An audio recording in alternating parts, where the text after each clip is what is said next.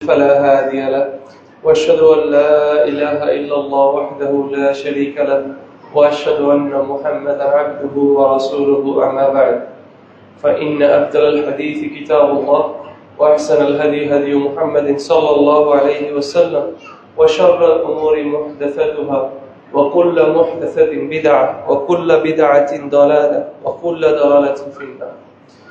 يا أيها الذين آمنوا اتقوا الله حق تقاته ولا تموتن إلا وأنتم مسلمون.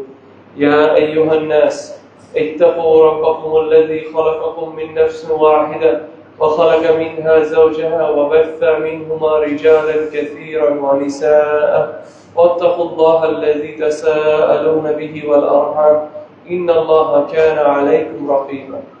يا أيها الذين آمنوا اتقوا الله وقولوا قولا سديدا يصلح لكم أعمالكم ويغفر لكم ذنوبكم ومن يطع الله ورسوله فقد فاز فوزا عظيما. أما بعد, নিশ্চয় সকল প্রশংসা আল্লাহ সুবহানাহু ওয়া তাআলার, যিনি আমাদেরকে তৌফিক দান করেছেন এমন একটি দিনে উপস্থিত হওয়ার, জুমাবার, এবং এই দিনে আমরা প্রস্তুত হয়ে আমরা আমাদের নিজেদের ঘর থেকে, নিজেদের শহর থেকে আমরা এসেছি এই জুমার সালাটা অ্যাটেন্ড করার জন্য, এই জুমার খুতবাটা অ্যাটেন্ড করার জন্য। এটা আল্লাহ সুবহানাহু ওয়া তাআলার অনেক বড় একটা নিয়ামত, যেটা আমরা অনেক কারণেই আমরা এই নিয়ামতগুলোকে মূল্যায়ন করতে পারি না আমাদের জীবনে, অথবা আমরা বুঝি না। হতে পারে আমরা আমাদের জীবনেও, হতে পারে কখনো এটা বুঝবো না, আমরা মৃত্যুর পরে গেলে হতে পারে আমরা বুঝবো যে এই এক একটা মুহূর্তগুলো আমাদের জন্য কত বড় নিয়ামত ছিল আল্লাহ থেকে। আমাদের সকলের নিজ নিজ জায়গা থেকে আল্লাহর প্রতি কৃতজ্ঞ হওয়া উচিত। অনেকগুলো কারণ আছে আল্লাহর প্রতি কৃতজ্ঞ হওয়ার, কিন্তু এই মুহূর্তটাকে চিন্তা করা, বুঝা যে আল্লাহ আমাকে তৌফিক দিয়েছে। এই যে বৃষ্টির দিন, আজকে ওয়েদারটা মানে ঠান্ডা হয়ে আছে, বৃষ্টি পড়ছে, বিভিন্ন জায়গায় পানি, চাইলেই কিন্তু আমাদের মনে আমরা এরকম করে বিভিন্ন অজুহাত দিতে পারতাম যে না, আজকে থাক, না যাই, বৃষ্টি করতেছে, আবার আসতে পারবো না কিনা। কিন্তু আল্লাহ সুবহানাহু ওয়া তাআলা আমাদেরকে এটা বুঝার তৌফিক দান করেছেন। এই সলাকে আমরা মূল্যায়ন করছি, খুতবা শোনাটাকে মূল্যায়ন করছি। এমন অনেকেই আছেন যারা জুমার সালাটাকে কি করে নিয়েছেন, শুধু কোন রকম খুতবার আগে আগে গিয়েই তাকবীরে আমি ধরে ফেলছি, আমি সালাত পড়ে ফেলছি, শেষ। তাহলে যে খুতবা শোনাটাও যে ওয়াজিব এবং এই খুতবা শোনাটাও যে গুরুত্বপূর্ণ, এটা অনেকে মনে করেন না। তো আমাদেরকে যে আসলে আল্লাহ এই বুঝটাও দিয়েছেন অন্তত, সেটার জন্য আমাদের আল্লাহর কাছে শুকরগুজার করা উচিত, আমাদের হামদ প্রকাশ করা উচিত। আজকে আমার খুতবার যে টপিকটা, সেটা হচ্ছে আমরা আমাদের এই জীবনে, এই দুনিয়ার জীবনে আমরা সুখী কিভাবে হব। এই সুখ এমন একটা জিনিস, প্রত্যেকজন তার নিজ নিজ জায়গা থেকে, জীবনের নিজ নিজ জায়গা থেকে সে সুখকে খুঁজে বেড়াচ্ছে। প্রতিটা মানুষকে আপনি যদি জিজ্ঞেস করেন যে তুমি কি চাও জীবনে, সে বলবে ঘুরে ফিরে একটাই কথা, আমি সুখী হতে চাই। এটা আপনি যে স্তরের, যে বয়সে কাউকে জিজ্ঞেস করেন, আপনি একটা ছোট বাচ্চাকে যদি জিজ্ঞেস করেন যে তুমি কি চাও, ওকে যদি বলা হয় যে তোমাকে সবকিছু যদি দিয়ে দেওয়া হয় তাহলে তুমি কি চাও, সে বলবে যে আমি চাবো আমি যাতে সারাদিন খেলাধুলা করতে পারি, আমি যাতে ইচ্ছা মতো চকলেট খাইতে পারি, হ্যাঁ, আমি সারাদিন যাতে আমার বন্ধুদের সাথে আমি ফুটবল খেলতে পারি, আমি যাতে গেমস খেলতে পারি। কেন? কারণ ওই চকলেট খাওয়াটা ওকে একটা সুখ দেয়, ওই বন্ধু বান্ধবের সাথে খেলাধুলাটা ওকে কি করছে, ওকে সুখ দিচ্ছে, তাই না? সেম ভাবে আপনি কোনো মিডিয়াম ক্লাসের কোনো ছাত্রকে যদি জিজ্ঞেস করেন, 16-17 বছরের কোনো ছেলেকে যদি জিজ্ঞেস করেন তুমি কি চাও, ও বলবে আমি চাই সারাদিন আমার বন্ধুদের সাথে বসে আড্ডা দিব, আমি চাই আমি যদি একটু খেলাধুলা করতে পারতাম, আমি চাই আমার যদি কোনো পরীক্ষা না থাকতো। কেন? এই সবগুলো জিনিস ওকে কি দিচ্ছে? ওকে সুখ দিচ্ছে, ও আসলে সুখী হইতে চায়। তো সুখী হওয়ার জন্য যা যা দরকার ও সেই জিনিসগুলো চাচ্ছে। প্রতিটা মানুষ, এমনকি যারা আপনার ড্রাগস করে, যারা আপনার ড্রাগস নেয়, তাকেও যে যদি আপনি জিজ্ঞেস করেন যে তুমি ড্রাগস কেন নাও, ও জানে যে ওর শরীরটাকে ধ্বংস করতেছে, তাই না? যে সিগারেট খাচ্ছে, ও জানে যে ও সিগারেটটা খাইলে ওর শরীরটা ধ্বংস হচ্ছে। যে আরো বিভিন্ন ধরনের ড্রাগস আছে যেগুলো যে নিচ্ছে, ও জানে, ও তারপর এটা কেন নিচ্ছে? কারণ ও বিশ্বাস করে যে এটা খেয়ে ও সুখী হবে। যে কোনো পুরুষের সাথে অথবা নারীর সাথে হারাম সম্পর্কে লিপ্ত, সে জানে এটা হারাম, এটা করাটা ঠিক না। যে জিনা করছে সে জানে, তারপরও সে কেন করছে? সে সুখী, সে মনে করছে যে এটাতে আমার সুখ, আমার এটাতে শান্তি, আমার মন ভালো হবে, আমি তার সাথে কথা বলতে পারলে, আমি তার সাথে জেনা করলে আল্লাহ আমাদের সবাইকে হেফাজত করুন, এটা আমাকে সুখ দিবে। সেম সমাজের মধ্যে কিছু মানুষ আছে টাকার পিছনে দৌড়াচ্ছে, টাকার পিছনে দৌড়াচ্ছে। তাকে যদি জিজ্ঞেস করা হয় যে আপনি কেন টাকার পিছনে দৌড়াচ্ছেন, এত ধন সম্পত্তি আপনি কি করবেন, ইভেনচুয়ালি আপনার গোলটা কি, সে বলবেন যে আমি সুখী হতে চাই, আমি আমার বাবা মাকে বাড়ি গাড়ি করে দিতে চাই, আমি যখন দেখবো আমার বাবা মা নিজের বাড়িতে আছে, নিজের গাড়িতে আছে, এটা আমাকে সুখ দিবে, আমি আমার সন্তানকে ভালো দেখতে চাই, আমি আমার স্ত্রীকে মানে একদম পরিপাটি সবকিছু দিয়ে আমি ওকে রাখতে চাই, এটা যখন আমি আমার চোখ দিয়ে দেখবো এটা আমাকে সুখ দিবে। তার মানে সবাই জীবনে সুখের পিছনেই দৌড়াচ্ছে, ভালো কাজ হোক খারাপ কাজ হোক যেটাই হোক। যে ক্ষমতার পিছনে দৌড়ায়, টাকা তাকে আর তার লোভ নেই, তার লোভ সে ক্ষমতা, আমার ক্ষমতা লাগবে কেন, কারণ সে যখন তার কাছে পাওয়ার থাকবে সে একটা জাতিকে চালাইতে পারবে, তার কথায় সবকিছু নেওয়া হবে, এটা দেখে এটার অনুভূতিটা তাকে কি দিচ্ছে, সুখ দিচ্ছে। তাহলে বিভিন্ন মানুষ বিভিন্ন স্তরে বিভিন্ন ভাবে সুখকে খুঁজে বেড়াচ্ছে, কিন্তু কথাটা হচ্ছে কি, বাস্তবতাটা আসলে কি, কেউই কিন্তু আসলে সুখী হইতে পারতেছে না, কেউ সুখী হতে পারছে না। সবাই মানে আমরা সবাই না 2 নম্বর জিনিসের পিছনে দৌড়াইলে তুমি আর কেমনে পাবা, সবাই এমন জিনিসের পিছনে দৌড়াচ্ছে যেটার মধ্যে আসলে আল্লাহ সুবহানাহু ওয়া তাআলা সুখ লিখে রাখেন, অতএব সে সুখী হতে পারছে না। যে মানুষ তার সারা জীবন পরিবারের সাথে যুদ্ধ করে, সমাজের সাথে যুদ্ধ করে, বিভিন্ন মানুষের সাথে যুদ্ধ করে যে ভালোবাসা মানুষটাকে বিয়ে করলো, আবার আমাদের কাছে কাউন্সিলিং এর জন্য আসতেছে, তার সাথে তার সংসার টিকতেছে না, তার সাথে তার ঝগড়া হচ্ছে, তার সাথে তার মিলতেছে না। যে মানুষটা এই টাকার পিছনে দৌড়াচ্ছে, এখন এই টাকা কামানোর জন্য তার যে চাকরিটা করতে হচ্ছে, এই চাকরিটা তাকে মেন্টাল স্ট্রেস দিচ্ছে। হ্যাঁ, কোটিপতি হয়ে গেছে কিন্তু এখন তার এটা অশান্তি লাগতেছে, এই ধন সম্পদ তার জন্য মাথার বোঝা হয়ে গেছে, সে আর সুখী হইতে পারতেছে। তাহলে সবচেয়ে প্রথম বিষয়টা হচ্ছে মানুষ সুখী হতে চাচ্ছে কিন্তু সুখী হতে পারছে না কেন, কারণ তারা ভুল জায়গায় সুখ খুঁজছে। একজন মুসলিম হিসাবে, একজন মুমিন হিসাবে আমাদের সবার আগে এটা বিশ্বাস করতে হবে যে সুখ হচ্ছে আল্লাহ সুবহানাহু ওয়া তাআলা থেকে। আপনার যদি সুখী হতে হয় আপনার আল্লাহর কাছে ফিরে যেতে হবে, যে আল্লাহ আপনাকে সৃষ্টি করেছে সেই আল্লাহর কাছে সুখ। এবং আপনি সেই আল্লাহ থেকে যদি আপনি সুখ না খুঁজে অন্যান্য আল্লাহর সৃষ্টি থেকে আপনি সুখ খুঁজেন, তাহলে আল্লাহ আপনাকে ওটার সাথে ছেড়ে দিবে এবং আপনি জীবনে সুখী হতে পারবেন। আজকে সমাজের মধ্যে এই যে মেন্টাল ডিপ্রেশন, সাইকোলজিক্যাল ডিপ্রেশন, মানসিক রোগ, এটার মাত্রা এত বেশি বেড়েছে যে এভরি নাও এন্ড দেন প্রত্যেক কদমে কদমে এরকম মানুষ পাওয়া যায় ডিপ্রেশনের মধ্যে আছে, ডিপ্রেশনের মধ্যে আছে। ভাই আমি মানসিকভাবে আমি ঠিক নাই, আমি নরমাল নাই। মানুষ সুসাইড করতে চাচ্ছে, মানুষ নিজেকে মেরে ফেলতে চাচ্ছে, মানুষ কি করবে মানুষ বুঝতেছে না। তো এটা একটা বড় প্রবলেম হয়ে গেছে।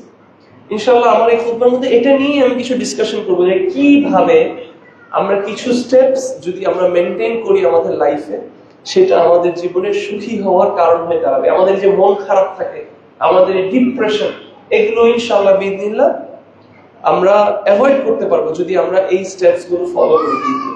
আমি পয়েন্ট আকারে বলে যাব, এটা নিয়ে অনেক ডিসকাশন করা যায়, প্রত্যেকটা পয়েন্ট নিয়ে অনেক কিছু বলা যায়, বাট এখানে আমাদের গোলটা এখানে আসলে লম্বা ডিসকাশন না করা, বাট সামথিং বেনিফিশিয়াল এবং যেটা আমরা পয়েন্ট আকারে নিয়ে যেতে পারবো এবং এটার উপর আমরা নিজেরা আরো পড়াশোনা করে আমরা আমাদের লাইফকে আরো ইমপ্রুভ করতে পারবো। সো সর্বপ্রথম বিষয়, আপনি যদি সুখী হতে চান তাহলে আপনাকে আল্লাহ সুবহানাহু ওয়া তাআলা যেই জন্য সৃষ্টি করেছে সেই কারণগুলোকে আপনার সবার আগে পূরণ করতে হবে। ধরেন ফর এক্সাম্পল, আল্লাহ আপনাকে সৃষ্টি করেছে একটা স্পেসিফিক কাজের জন্য, আপনি সেইটা ছাড়া যদি অন্য সব করেন তাহলে আপনি যতই চান না কেন আপনি সুখী হইতে পারবেন। তাহলে আমাদের জানতে হবে মুসলিম হিসেবে আল্লাহ আমাদের কেন সৃষ্টি করেছে। উলামারা বলছেন আল্লাহ সুবহানাহু ওয়া তাআলা আমাদেরকে সৃষ্টি করেছেন প্রাইমারিলি দুইটা কারণে, মেইন পারপাস দুইটা। এক, আল্লাহর ব্যাপারে জ্ঞান অর্জন করা এবং দুই, আল্লাহর ইবাদত করা। আল্লাহর ব্যাপারে জ্ঞান অর্জন করা। আল্লাহ সুবহানাহু ওয়া তাআলা বলছে আমি আসমান জমিন এগুলো সৃষ্টি করেছি কেন, যাতে তোমরা আল্লাহর ব্যাপারে জানো। অতএব আল্লাহ সুবহানাহু ওয়া তাআলা আমাদেরকে সৃষ্টি করা, আসমান জমিন সৃষ্টি করার পিছনে একটা বড় কারণ হচ্ছে যেন আমরা আল্লাহ সুবহানাহু ওয়া তাআলার ব্যাপারে ইলম অর্জন করি। অতএব আপনি অসুখী, আপনার জীবনে আপনার মন খারাপ, আপনার ডিপ্রেশন দিয়ে যাচ্ছেন, আপনার মন ভালো নেই, আপনার শুরু করতে হবে আল্লাহর ব্যাপারে জ্ঞান অর্জন করা। আজকে আমাদের জন্য আল্লাহর ব্যাপারে জ্ঞান অর্জন করা, আল্লাহর নাম এবং আল্লাহর গুণ, আল্লাহর সিফাত। আমি জানি বারবার বেশিরভাগ খুতবে আমার এই কথা আমি বলি, বেশিরভাগ মানুষের জন্য এখন যারা আল্লাহর আসমা ও সিফাত নিয়ে এখন পড়াশোনা করে, বেশিরভাগ পড়াশোনার কারণটা হচ্ছে মানুষের ঝগড়া করার জন্য। আমি সহিহ আকীদা, এটা আমি এখন প্রমাণ করবো, কারণ আমার আল্লাহর আসমা ও সিফাতের ব্যাপারে এই আকীদা, নিঃসন্দেহে এটা গুরুত্বপূর্ণ। কিন্তু এই আল্লাহর নাম এবং গুণ নিয়ে পড়াশোনা করে, আল্লাহ তাওহীদ আল আসমা ওয়া সিফাত নিয়ে আমি পড়াশোনা করে যদি আমি একজন ভালো মানুষ না হতে পারি, একজন ভালো মুসলিম না হতে পারি, একজন ভালো মুমিন না হতে পারি, এটা যদি আমার কলবকে নরম না করে, তাহলে আমি কি আল্লাহর নাম আর আল্লাহর গুণ শিখব? আমি শিখছি যে আল্লাহ হচ্ছে আর রহমান আর রহিম, কিন্তু এটার কোনো প্রভাব আমার মধ্যে নেই। আমি মুখস্থ বলে দিতে পারবো, হ্যাঁ আল্লাহর নামের ব্যাপারে আমাদের এই বিশ্বাস থাকতে হবে, আমাদের এটা করা যাবে না, আমরা তাফউইদ করতে পারবো না, আমরা তা'তিল করতে পারবো না, আমরা সব ঠিক আছে, এগুলো একদম মুখস্থ আমি একদম লিখে দিতে পারবো। কিন্তু আমার আমলে এটাতে আমার ঈমান বৃদ্ধি হচ্ছে। এই ইলমটা অর্জন করে কেন যদি তারপর শুকনা মনে হচ্ছে, কেন? কারণ আমরা এটা অনেক সময় আমরা এই ইলমটা অর্জন করছি আল্লাহ সন্তুষ্ট লাভ করার জন্য, কারোর সাথে তর্কে জেতার জন্য, কারো কাছে কোনো কিছু একটা প্রুফ করার জন্য।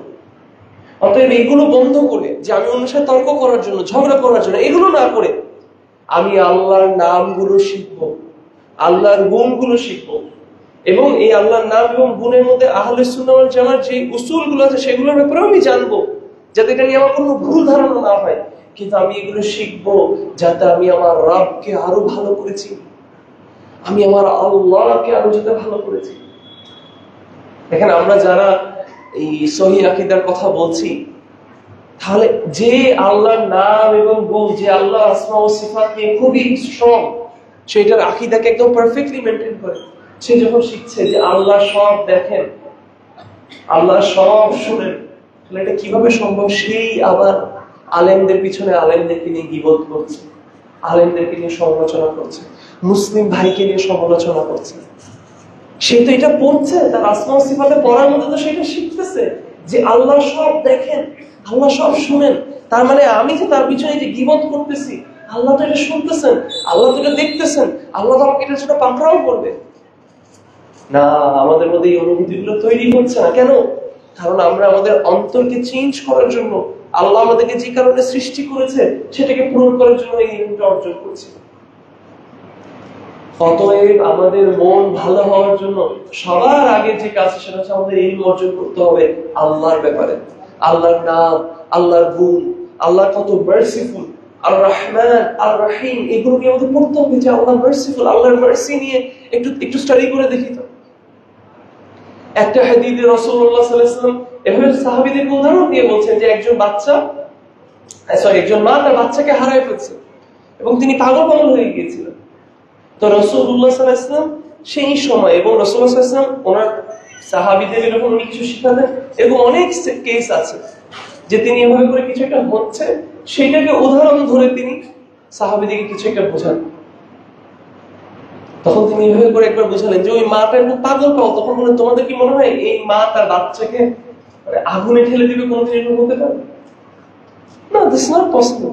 তাহলে আল্লাহ আমাদেরকে এর থেকেও বেশি ভালোবাসেন, এর থেকেও বেশি মার্সিফুল, এটা বোঝানোর জন্য যে আল্লাহ কত বেশি মার্সিফুল। সুবহানাল্লাহ। আমরা জীবনে এত গুনাহ করি, তারপরেও একটু তওবা করলে, একটু মন থেকে যদি একটু আল্লাহর কাছে ক্ষমা চাই, আল্লাহর কাছে তওবা করি, আল্লাহ শুধু মাফ করে যে তা না, আগের যত গুনাহ আছে সবগুলো আল্লাহ চেঞ্জ করে দেন সওয়াবের মধ্যে। সুবহানাল্লাহ। এগুলো আমাদের ফিল করতে হবে, এগুলো আমাদের কি করতে হবে? এগুলো ফিল করতে হবে। আল্লাহর এই নামগুলো যখন আমরা পড়বো, আল্লাহর এই গুণগুলো যখন পড়বো, এগুলোর ব্যাপারে যখন আরো জানবো, এগুলো আমাদের মন ভালো করবে। আল্লাহ হচ্ছে আর রাজ্জাক, আল্লাহ আমাদেরকে প্রোভাইড করবেন, আল্লাহ আমাদেরকে দিবেন। এটা যখন আমার চিন্তা হবে, আল্লাহ যখন কোরআনের মধ্যে বলছেন যে আমার উপর তাওয়াক্কুল করলো, যে আল্লাহর উপর তাওয়াক্কুল করলো, তার জন্য আল্লাহ যথেষ্ট। এই চিন্তাটা, এটা আমাদের মন ভালো করবে। তাহলে আমাদের তো ইলম অর্জন করতে হবে। তাহলে প্রথম পয়েন্টে কি? আল্লাহর ব্যাপারে ইলম অর্জন করা। সেকেন্ড, সালামুখী হওয়া, হেস্টেনিং টুয়ার্ডস ইওর সালাম। আমাদের জন্য, আজকে মুসলিমদের জন্য এটাই দুঃখের বিষয়, বাট এটাই বাস্তবতা, যে আমাদের জন্য সালাটা একটা কালচারাল কাজ হয়ে গিয়েছে। সালা আমাদের জন্য একটা কালচারাল কাজ হয়ে গিয়েছে। সালা আমাদের শুকিয়ে যাওয়ার কাজ না। আমরা নিজেরা আমাদের নিজেরা সত্যি করে নিজেকে প্রশ্ন করি তো, অন্য কাউকে প্রশ্ন করতে হবে, নিজেকে একটু প্রশ্ন করি তো, যে আমাদের যখন মন খারাপ হয়, আমাদের জীবনে যখন টেনশন আসে, আমাদের ব্যবসা নিয়ে যখন আমাদের টেনশন আসে, আমাদের সন্তান নিয়ে যখন আমাদের টেনশন আসে, আমাদের জীবনের যে কোনো জিনিস যখন আমাদের টেনশন আসে, আমরা কয়বার চিন্তা করি, আচ্ছা সমস্যা নেই, আজান দিচ্ছে, আলহামদুলিল্লাহ, আমি সালায় যাব, সেখানে গিয়ে আমি এখন শান্তি পাবো, সেখানে গিয়ে আমি এখন হিদায়া পাবো, সেখানে গিয়ে এখন আমি আমার বাবার সাথে কথা বলবো। আমরা কি এটা চিন্তা করি না? সালাম হয়ে গিয়েছে, আমাদের করতে হবে, করছি, করতে হবে, করছি। মুসলিম আমি বুঝতে পেরেছি যে নামাজ পড়া ফরজ, তাহলে আমি এখন আমার ফরজটা আদায় করছি। অথচ রাসূলুল্লাহ সাল্লাল্লাহু আলাইহি ওয়াসাল্লাম সালাকে চোখের শান্তি বলে তিনি আইডেন্টিফাই করেছেন। তিনি বিলাল রাদিয়াল্লাহু তাআলা আনহুকে বলতেন কি, ইয়া বিলাল, তুমি আযান দিয়ে আমাদেরকে শান্তি দাও, মানে কি এখন আমরা সালাম পড়বো। সালাহ ওনার জন্য শান্তি ছিল, সাহাবীদের জন্য শান্তি ছিল, কিন্তু আমাদের জন্য সালাহ কি? ওমর বিন খাত্তাব রাদিয়াল্লাহু আনহু তিনি যখন ফজরের সালাহ পড়েছিলেন, তখন ওনাকে একজন পিছন থেকে এসে ওনাকে ছুরি দিয়ে ওনার পেটটাকে কেটে ওনার হাতুড়ি ভুতুড়ি বের হয়ে যায়, এইভাবে ওনাকে ইনজুর্ড করতেন এবং উনি সেন্সলেস হয়ে যান। যখন ওনার সেন্স ফিরে, দেখেন উনি কি পুরো মুসলিম বিশ্বের আমির, তাই না? আমিরুল মুমিনিন, তাই না? তাহলে ওনার যখন সেন্স ফিরে, উনি এটা বলেন, এই আমার আমার আমার রাজত্বের কি অবস্থা, হ্যাঁ আমার মুসলিম উম্মার কি অবস্থা, উনি এটা বলেন আমার শরীরের কি অবস্থা, আমার পেটের কি অবস্থা। উনি সবার আগে জিজ্ঞেস করেছে ওনার সালার কথা, ওনার সালার কথা জিজ্ঞেস করেছে সবার। অথচ আজকে আমাদের জন্য সালাহ কি হয়ে গেছে, কিভাবে আমরা আজকে সুখী হব? কিন্তু আমরা যদি আমাদের সালার দিকে ছুটে যেতাম, দৌড়ে যেতাম, কিভাবে, অ্যাজ ইফ এটা আমাদের শান্তির জায়গা, তাহলে আমরা প্রকৃত সুখ পেতাম। আল্লাহর সাথে দেখা করার জায়গা, কথা বলার জায়গা, তাহলে আমরা প্রকৃত সুখ পেতাম। সুবহানাল্লাহ। তৃতীয়ত, সুখী হওয়ার একটা উপায় হচ্ছে কি? কোরআনের সাথে সম্পর্ককে সুন্দর করা। কোরআনের সাথে সম্পর্ক সুন্দর করা। আমাদের কোরআনের সাথে সম্পর্কটা কি? নিজেদেরকে আমরা নিজেরা প্রশ্ন করি, নিজেদেরকে জাস্ট একটা জিনিসের সাথে তুলনা করি, এবং আমরা প্রত্যেকজন নিজ নিজ জায়গাতেই করি। ফেসবুকের সাথে আমার সম্পর্ক ভালো নাকি কোরআনের সাথে আমার সম্পর্ক?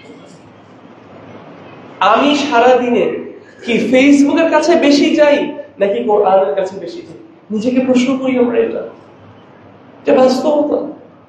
ফেসবুক, ইউটিউব, ইনস্টাগ্রাম, এরা আমার কাছে বেশি আপন নাকি কোরআন আমার কাছে বেশি আপন? আপনার বেশি দূর যেতে হবে না, আপনি আপনার ফোনের মধ্যে স্ক্রিন টাইম একটা সেটিং আছে, আপনি সেখানে যান, সেই সেটিং এ যান, সেখানে গিয়ে আপনি দেখেন যদি আপনার কোনো কোরআন অ্যাপ থাকে, ওই কোরআন অ্যাপের আপনার স্ক্রিন টাইম কত আর আপনার ফেসবুকের স্ক্রিন টাইম কত। আপনার ফেসবুকের স্ক্রিন টাইম কত আপনি দেখেন, আপনার ইউটিউবের স্ক্রিন টাইম কত আপনি দেখেন। এই কোরআনকে আমরা ত্যাগ করেছি, এটাই বাস্তবতা। এই কোরআন আমাদের জন্য আপন না, অথচ এই কোরআন কি? এই কোরআন হচ্ছে কালামুল্লাহ, স্পিচ অফ আল্লাহ, কালামুল্লাহ। আমার কাছে এমনও মানুষ আছে যারা অনেক সময় আমার কাছে অনেক কেস নিয়ে আসে যে ওস্তাদ, একটা হারাম সম্পর্কের মধ্যে ছিলাম, আমার একটা বয়ফ্রেন্ড ছিল, আমার একটা গার্লফ্রেন্ড ছিল, আমার এখন কি করা উচিত? তো তখন তাদেরকে আমি বলি যে আপনার ব্রেকআপ করে ফেলতে হবে, আপনার সব সম্পর্ক বন্ধ করে ফেলতে হবে, এটা হারাম, এটা আল্লাহ সুবহানাহু ওয়া তাআলা নিষেধ করেছে। তাহলে এখন কি করতে হবে? আমি বলি যে আপনার তাকে ব্লক করে দিতে হবে, আপনার যদি তার সাথে কোনো ছবি থাকে এগুলো সব আপনার ডিলিট করে দিতে হবে।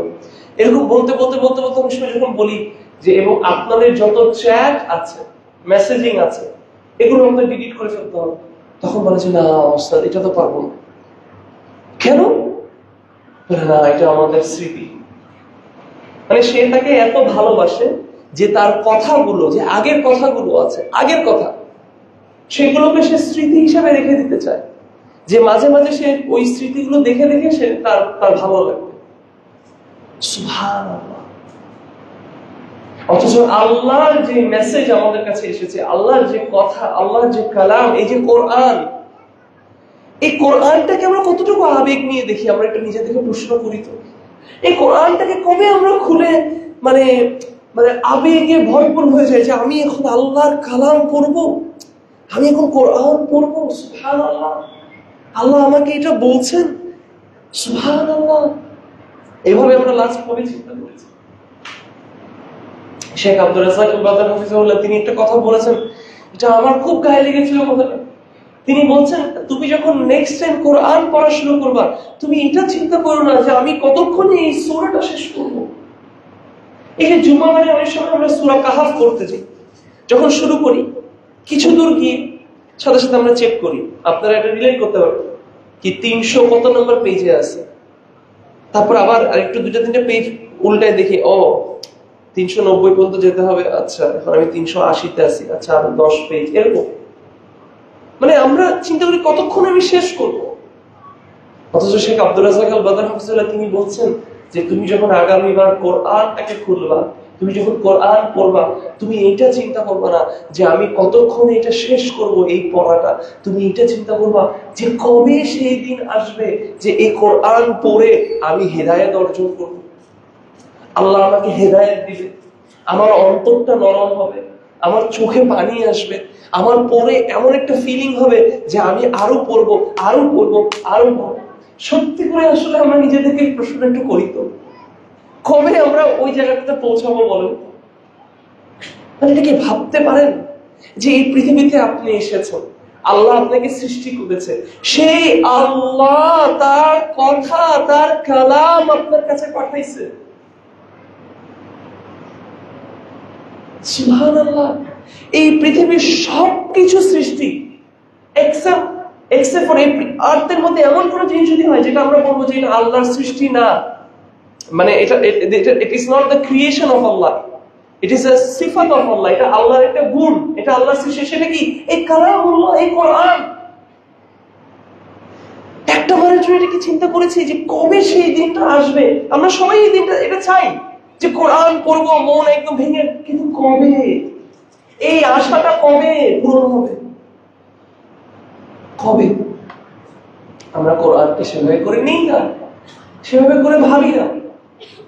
শেখ রুহাইনী হাফিজাহুল্লাহ তিনি একটা দার্সে তিনি বলছেন যে তুমি যখন কোরআন পড়বা, যখন আপনি কোরআনের আয়াতগুলো পড়ছেন, আলহামদুলিল্লাহি রাব্বিল আলামিন আর রহমানির রহিম, আপনি ফিল করেন, শেখ রুহাইনী হাফিজাহুল্লাহ তিনি বলছেন যে তুমি এটাকে ফিল করো যে এই সেম কথাগুলো আমার রাসূলুল্লাহ সাল্লাল্লাহু আলাইহি ওয়াসাল্লাম ওনার মুখ দিয়ে বলেছেন। এটা ওই যে পড়তে পড়তে সময় তোমার ফিল করতে হবে এই শব্দগুলো, এই অক্ষরগুলো রাসূলুল্লাহ সাল্লাল্লাহু আলাইহি ওয়াসাল্লাম, এগুলো আল্লাহর কালাম এবং এগুলো আমাদের কাছে এসেছে রাসূলুল্লাহ সাল্লাল্লাহু আলাইহি ওয়াসাল্লামের মুখ দিয়ে। আমার নবী সাল্লাল্লাহু আলাইহি ওয়াসাল্লাম এগুলো পড়েছেন, আমি যে শব্দগুলো বলছি এগুলো উনিও পড়েছেন। ইয়া সালাম। এইভাবে কবে হবে আমাদের সম্পর্ক কোরআনের সাথে? তখন আপনি সুখী হতে পারবেন, তখন আপনি সুখ কি বুঝবেন। তাহলে আপনি সেই সালাতের কথাটা আপনি চিন্তা করেন, যেখানে তারা নদীর পাড়ে বসে, ইব্রাহিম আল-আদহাম রাহিমাহুল্লাহ উনি এবং আরেকজন বড় আলেম, সালাফদের বড় আলেম, ওনারা বসে নদীর পাড়ে ওনাদের রুটিকে নদীর পানিতে চুবায় চুবায় খাচ্ছে। স্যুপ না, থাই স্যুপ, ম্যাগি স্যুপ, কোন স্যুপ না, নদীর পানিতে চুবায় চুবায় খাচ্ছে। এই যে আপনাদের এখানে পিছনে অনেক বড় বড় খাল দেখছে, এখানে পানি জমে আছে। আমাদের এই মুহূর্তে এই জায়গায় কি এমন কেউ আছে, আশা করি আমি এমন কেউ নেই যার দারিদ্রতার অবস্থা এত খারাপ যে তার যে রুটিটা আছে এটা এত শক্ত হয়ে গেছে যে খালের পানিতে চুবাই চুবাই খাইতে হবে। এই অবস্থা মনে হয় না আমরা কেউ আছি এখানে। ইব্রাহিম আল-আদহাম রাহিমাহুল্লাহ তিনি তার রুটিকে, তার সেই ব্রেডকে ওই নদীর পানিতে চুবাই চুবাই নরম করে খেয়ে খেয়ে কি বলতেছেন উনি?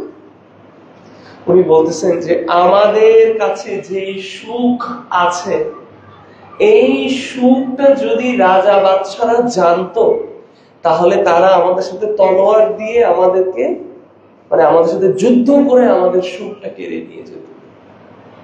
সুবহানাল্লাহ। এটা কিসের সুখ? এটা ঈমানের সুখ। এটা ঈমানের সুখ। আল্লাহি এটা ঈমানের সুখ। কিন্তু আমরা এটাকে তো ফিল করতে পারবো না, কারণ আমরা ঈমানকে মূল্যায়নই করি না। সত্যি আমরা মূল্যায়ন করি না। আমরা আমাদের চাকরির মতো আমাদের ঈমানকে মূল্যায়ন করি না। আমরা আমাদের ব্যবসার মতো আমাদের ঈমানকে মূল্যায়ন করি না। আমরা আমাদের বইয়ের মতো আমাদের ঈমানকে মূল্যায়ন করি না।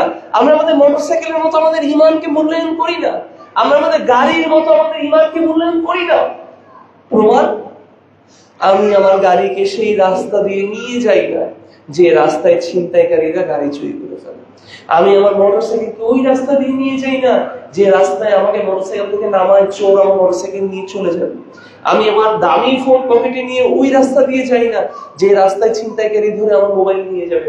কিন্তু আমি আমার চোখ, কান সবকিছুকে এমন সবকিছুর মধ্যে দিয়ে রেখেছি, ফেসবুকে দিয়ে রেখেছি, ইউটিউবে দিয়ে রেখেছি, গান বাজনায় দিয়ে রেখেছি, যেটা আমার ঈমানকে ধ্বংস করে দিচ্ছে।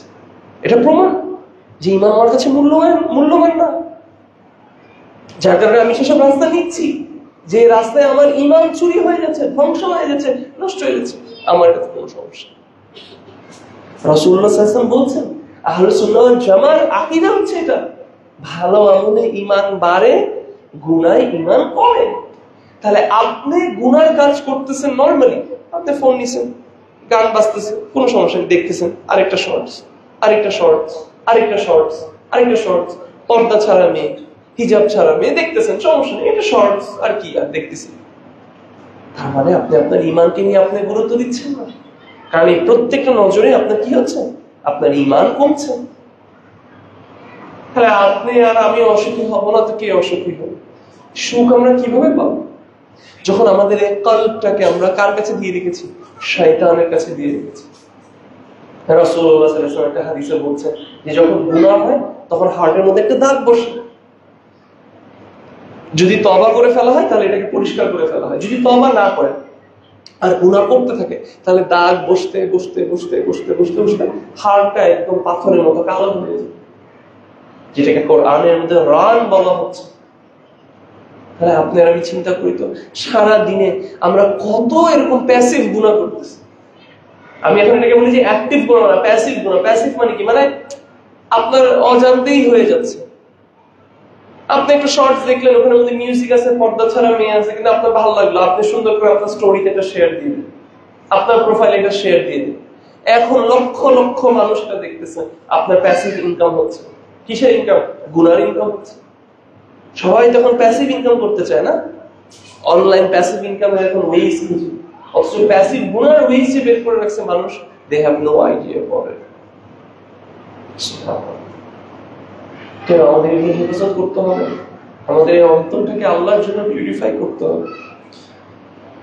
4 নাম্বার পয়েন্ট, আল্লাহর জিকির, যিকরুল্লাহ, বেশি বেশি জিকির করা। আল্লাহ রাসূলুল্লাহ সাল্লাল্লাহু আলাইহি ওয়াসাল্লাম একটা হাদিসে বলছেন যে ইয়াহইয়া আলাইহিস সালাম ওনার কওমকে তিনি বলছিলেন যে যে বান্দা আল্লাহর জিকির করে তার সাথে শয়তানের সম্পর্কটাকে এরকম, এটার উদাহরণ দিয়ে বলছেন যে ধরেন একটা মানুষ, ধরেন আপনাদের এই গ্রামটাকে আপনারা চিন্তা করেন অথবা এই জায়গাটাকে আপনারা চিন্তা করেন, ধরেন ওই রাস্তা থেকে একজন, ধরেন আমার একজন দুশমন আমার পিছনে দৌড়াচ্ছে, ধরেন একটা ছুরি নিয়ে আমার পিছনে দৌড়াচ্ছে, আমাকে মেরে ফেলবে, দৌড়াচ্ছে দৌড়াচ্ছে দৌড়াচ্ছে দৌড়াচ্ছে, আমি দৌড়ায় এসে আপনাদের এখানে ঢুকে গেলাম, আপনারা সবাই এখানে গেট বন্ধ করে দিচ্ছেন, আমি এখন সেফ, তাই না?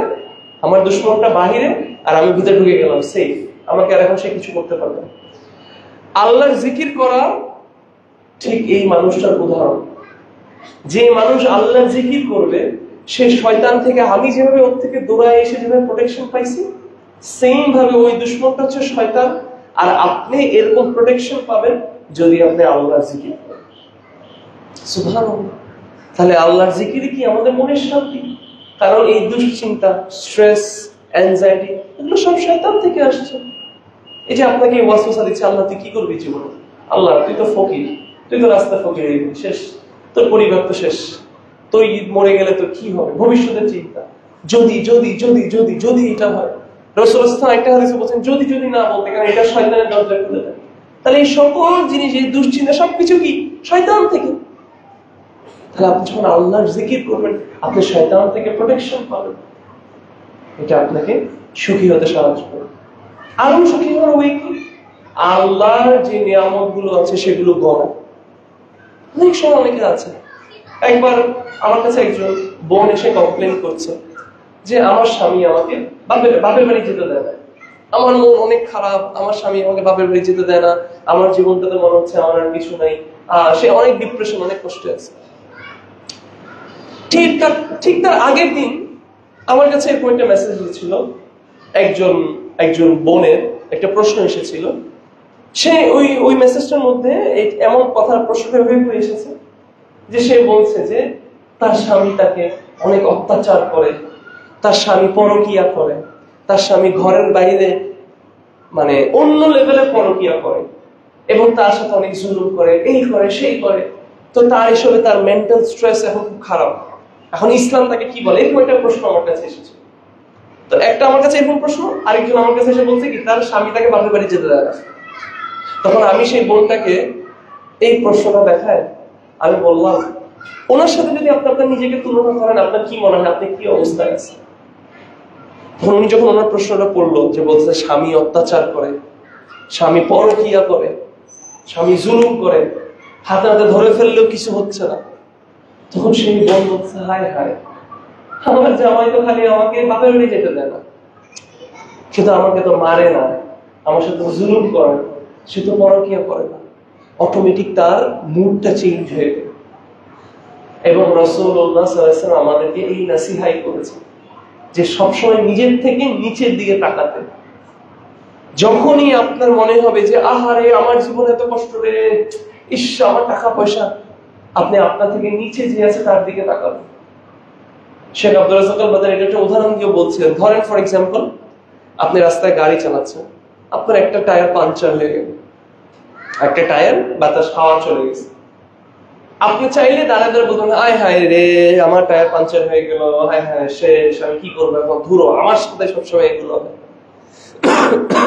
অথবা আপনি চাইলে কিন্তু চিন্তা করতে পারেন যে আমার তো একটা টায়ার পাংচার হয়েছে, আমার যদি 3টা টায়ার পাংচার হয়ে যেত, আমার তো একটা টায়ার পাংচার হয়েছে, একটা টায়ারে প্যারাক ঢুকছে, যদি আমার 3টা টায়ারে প্যারাক ঢুকে 3টা টায়ার পাংচার হয়ে যেত, এখন যদি বৃষ্টি পড়তো, হ্যাঁ এখন যদি আমার গাড়ির টায়ারটা পাংচার, গাড়িটা উল্টায় যেত, কত কিছু হইতে পারতো, তাই না?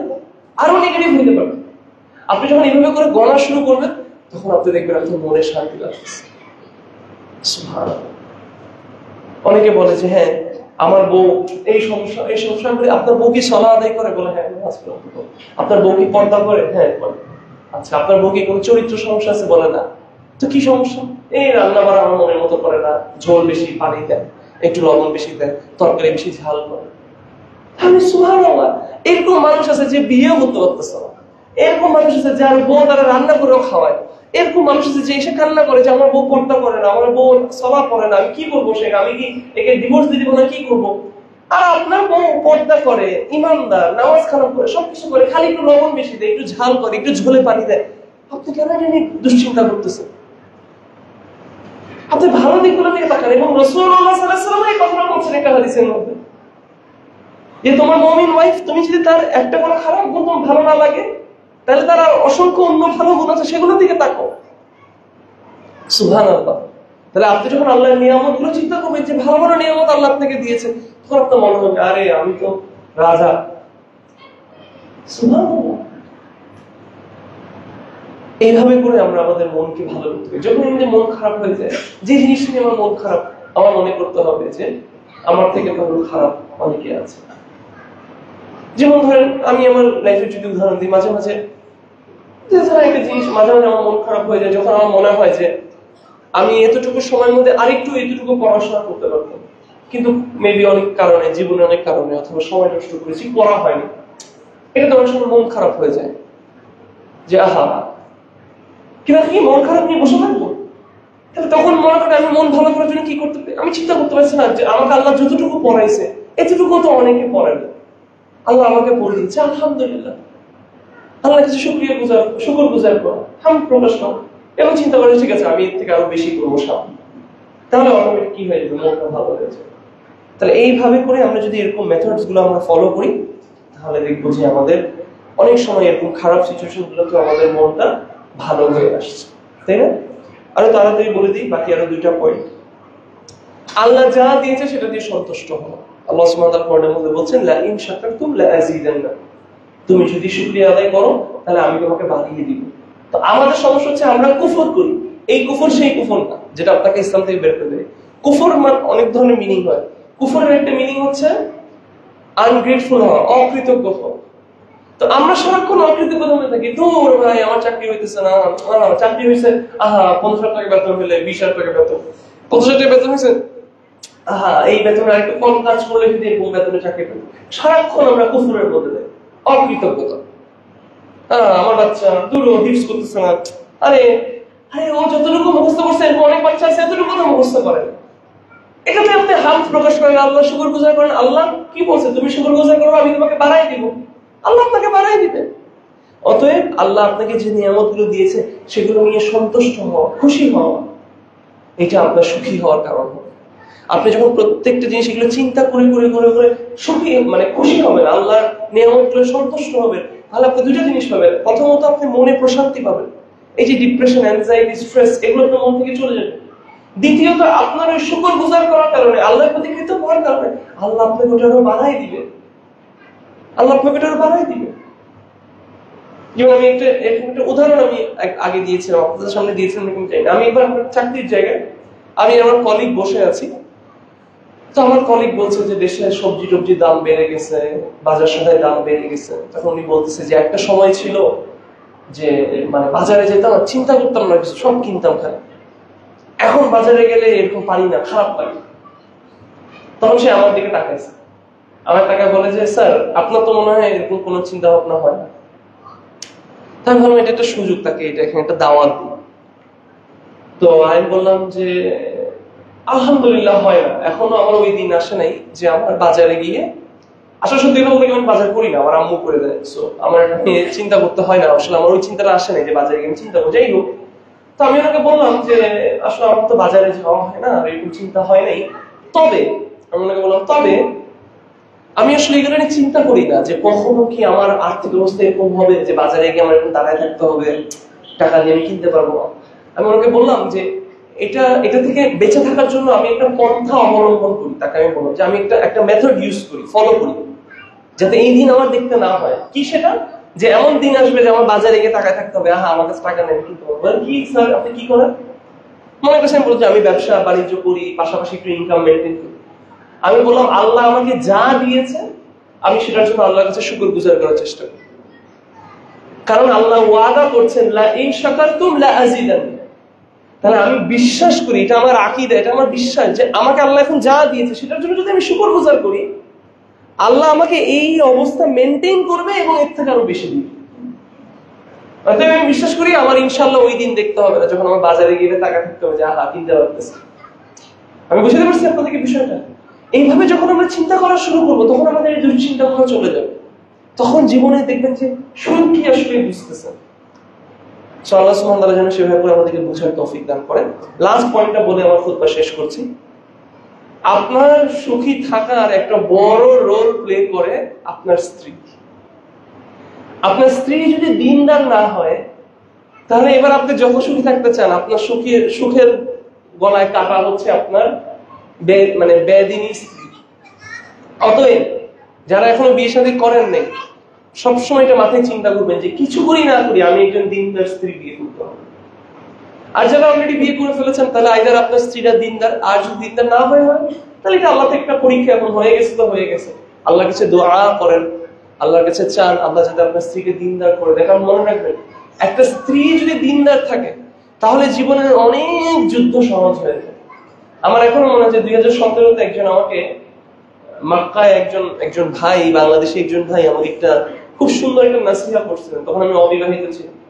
তখন সে আমাকে বলছিল যে ভাই দেখ, তোর বউ যদি ঠিক থাকে, মানে তোর বউ যদি দিনদার হয়, তাহলে তোর দুনিয়ার সব কিছু যদি এলোমেলো থাকে তারপরেও তোর জীবনটা শান্তি পায়। কারণ বাসায় আসলে দিনদার বউ যে আপনাকে সাবরের নসিহা করবে, যে আপনার জন্য তাহাজ্জুদ উঠে কান্না করবে, দোয়া করবে, আপনার সন্তানকে দ্বীন শিখাবে, আপনার পিছনে সে দোয়া করবে, সে তার সালাতের হেফাজত করবে, সে আপনার ঘরে হারাম কিছু হইতে দিবে না। আর সে বললো যে তোর বউ যদি দিনদার না হয়, তোর বউ যদি ভালো না হয়, তাহলে তোর দুনিয়ার সব কিছুতে ঠিক থাকে, তাও তোর লাইফটা হেল্প। এটাই সত্যি। আপনার ভালো চাকরি, আপনার সব বন্ধু বান্ধবের সাথে আপনার সম্পর্ক ভালো, আপনার প্রতিষ্ঠানে আপনার ভালো রেপুটেশন, সবকিছু ঠিক আছে, কিন্তু ঘরে আপনার বউ আপনাকে জ্বালায়, বাসায় ঢুকলেই অশান্তি, আপনার জীবনে সুখ আর থাকবে। হ্যাঁ, আপনার জীবনে সুখ। এই কিছুক্ষণ আগে একজন ভাই আমাকে একটা গল্প বলতেছিল যে একজন ভাই সারাদিন বাইরে বাইরে ঘুরে, বাচ্চাদের স্কুলে, নিজের ছেলে মেয়ের স্কুলে গিয়ে বসে থাকে, গাড়িতে বসে থাকে, বাইরে বাইরে ঘুরে, মার্কেটে মার্কেটে ঘুরে। কেন? বাসায় গেলে বউ খালি ঝগড়া করে, সুখ নাই। সুখ এখন সে কোথেকে পাবে? অতএব একজন দিনদার স্ত্রী ইজ ভেরি ইম্পর্টেন্ট লাইফে সুখ বজায় রাখার জন্য। রাসূলুল্লাহ সাল্লাল্লাহু আলাইহি ওয়াসাল্লাম কিন্তু এমনি বলেন যে এই দুনিয়ার মধ্যে বেস্ট রিজিকের মধ্যে একটা রিজিক কি? একটা দিনদার স্ত্রী। তারপর কি? একটা জিহ্বা যেটা জিকিরে সারাক্ষণ ব্যস্ত থাকে। সুবহানাল্লাহ, এটা এমনি বলেন রাসূলুল্লাহ সাল্লাল্লাহু আলাইহি ওয়াসাল্লাম। উনি as-সাদিকুল মাসদুক, যা বলেন অ্যাবসলিউট ট্রুথ বলেন, কোনো কিছু নিজে থেকে বলেন না, সবকিছু আল্লাহ থেকে ইন্সপায়ার্ড হয়েই বলেন। তাহলে একজন দিনদার বউ চুজ করা আমাদের লাইফে ইজ ভেরি ইম্পর্টেন্ট। এটা আমাদের জীবনের সুখ, শান্তি, মেন্টাল স্যানিটি বজায় রাখতে আমাদের সাহায্য করবে। আল্লাহ সুবহানাহু ওয়া তাআলা যেন আমাদেরকে তৌফিক দান করেন প্রকৃতভাবে সুখী হয় এবং এই কথাগুলোর উপর আমল করেন। আকুলু কাওলি হাযা ওয়া আস্তাগফিরুল্লাহ ওয়া লাকুম।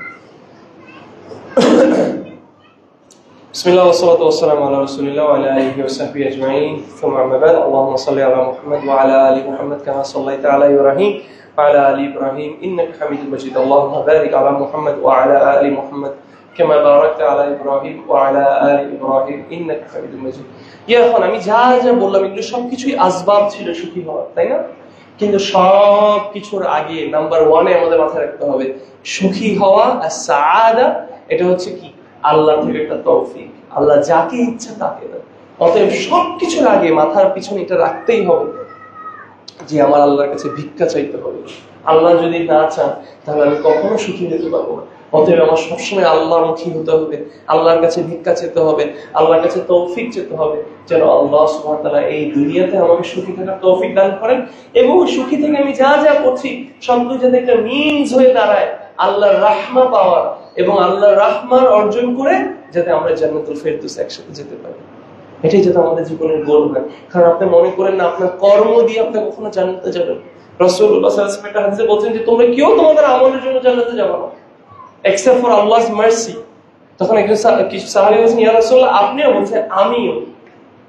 ইভেন রাসূলুল্লাহ সাল্লাল্লাহু আলাইহি ওয়াসাল্লাম প্রত্যেকটা মানুষের জান্নাতে প্রবেশ করবে out of the mercy of Allah, not because সে ডিজার্ভ করে। আমরা কেউ ডিজার্ভ করি না জান্নাতে যাওয়া। ইট ইজ আল্লাহস মার্সি, এটা আল্লাহর রাহমার জন্য যে আমরা জান্নাতে যেতে পারবো ইনশাআল্লাহ বিইذنিল্লাহ। আমি আল্লাহর কাছে দোয়া করছি আল্লাহ সুবহানাহু ওয়া তাআলা যেন আমাকে তৌফিক দান করেন এবং আপনাদের সবাইকে তৌফিক দান করেন এই কথাগুলোর উপর আমল করার। আল্লাহ সুবহানাহু ওয়া তাআলা যেন আমাদেরকে প্রকৃতভাবে সুখী হওয়ার তৌফিক দান করেন। আল্লাহ তুমি আমাদের আমল এবং ঈমানকে শুদ্ধ করে দাও। আল্লাহ তুমি আমাদের কথা এবং কাজে যে ভুলগুলো হয় সেগুলো তুমি আমাদেরকে ক্ষমা করে দাও। আল্লাহ তুমি আমাদেরকে তৌফিক দান করো যেন আমরা আমাদের ঈমানকে শুদ্ধ করতে পারি, আমাদের আমলকে শুদ্ধ করতে পারি এবং আমরা সেই সব কাজ এবং সেই সব কথা বলতে পারি যেটা দিয়ে আমরা তোমার সন্তুষ্ট অর্জন করব। এবং আল্লাহ তুমি আমাদেরকে সেই সব কথা এবং সেই সব কাজ থেকে দূরে রাখো ইয়া আল্লাহ যেটা দিয়ে আমরা তোমার রাগ অর্জন করব। আল্লাহ তুমি আমাদেরকে জাহান্নাম থেকে দূরে রাখো। আল্লাহ তুমি আমাদের সবাইকে জান্নাতুল ফেরদৌস দান করো। আল্লাহ আমাদের মধ্যে যারা বেঁচে আছেন, যারা অসুস্থ আছেন, তাদের সবাইকে তুমি সুস্থতা দান করো। আমাদের মধ্যে যারা পৃথিবী থেকে চলে গিয়েছেন ইয়া আল্লাহ, আমাদের আপনজন, আমাদের মা বাবা, আত্মীয়স্বজন, আল্লাহ তুমি তাদের সবার কবরের পরীক্ষা তুমি সহজ করে দাও। তাদের সবার কবরকে আল্লাহ তুমি জান্নাতে একটা বাগান করে দাও। তাদের সবাইকে আল্লাহ তুমি জান্নাতুল ফেরদৌস দান করো। আল্লাহ তুমি আমাদের সবাইকে জান্নাতুল ফেরদৌস দান করো। আল্লাহ আমাদের মুসলিম রাষ্ট্রগুলো যে রাষ্ট্রপ্রধানরা আছে তাদের সবাইকে তুমি দ্বীনের বুঝ দান করো। আল্লাহ তুমি তাদের সবাইকে ইউটিলাইজ করো এই দ্বীনকে এস্টাবলিশ করার জন্য। আল্লাহ তুমি আমাদের সবাইকে দ্বীনের বুঝ দান করো। প্রত্যেক মুসলিম রাষ্ট্রে যে মুসলিমরা আছে সবার মধ্যে আল্লাহ তুমি দ্বীনের বুঝ দান করো। আল্লাহ মুসলিমরা পৃথিবীর যে কোনায় কষ্টে আছে আল্লাহ তুমি তাদের কষ্টটা সরিয়ে দাও। আল্লাহ তুমি আমাদের প্যালেস্টাইনে যে মুসলিম ভাই বোনরা আছেন, কাশ্মীরে যে মুসলিম ভাই বোনরা আছেন, এবং পৃথিবীর বিভিন্ন জায়গায় যেসব মুসলিম ভাই বোনরা আছে যাদের ব্যাপারে আমরা জানি না কিন্তু তারা কষ্টে আছে, আল্লাহ তুমি তাদের কষ্টগুলো সহজ করে দাও, তুমি তাদের কষ্ট দূর করে দাও ইয়া আল্লাহ। এবং যারা মুসলিমদের এনিমি, মুসলিমদের কষ্ট দিচ্ছে, আল্লাহ তুমি তাদের ফায়সালা করো ইয়া আল্লাহ, তুমি তাদের বিচার করো ইয়া আল্লাহ, তুমি তাদের হাত থেকে মুসলিমদেরকে রক্ষা দাও ইয়া আল্লাহ। আকুলু কাওলি হাযা ওয়াস্তাগফিরুল্লাহ ওয়া লাকুম। আকিমুস সালাত।